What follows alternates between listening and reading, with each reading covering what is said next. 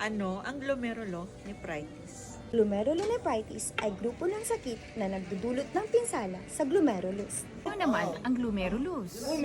Ito ay maliliit na ugat sa kidney na nagsasala ng dugo. Sa normal na glomerulus, tanging tubig o ihi kasama ng mga toksin at lason sa katawan lamang ang lumalabas dito. At ang protina at dugo ay hindi nakakalusot sa salaang ito.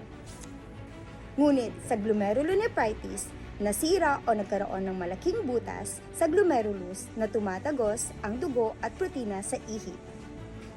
Ito rin ay pangunahing dahilan ng pagkasira ng kidney at kapag napabayaan at hindi nagamot ay magiging sanhi ng dialysis. Sanhi.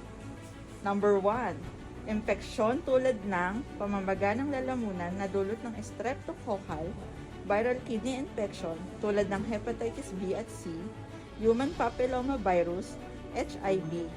Number 2. Autoimmune disease tulad ng lupus. Number 3. Namamana. Number 4. Toksin o lason. At panghuli, panglima, idiopathic o hindi alam na dahilan. Mga sintomas. Una, pagsusuka. Pangalawa, pamamanas ng mukha, kamay, paa at tiyan. Pangatlo, pamumula ng ihi. Pang-apat, mabulang ihi dulot ng mataas na protina. Panglima, pang-unti ng ihi. Pang-anim, pamumulikat ng kalamnan. Pang-pito, madaling pagkapagod. Paano maiwasan? Una, pagkonsulta sa doktor kapag nagkaroon ng pamamaga sa lalamunan o mamaso o impetigo.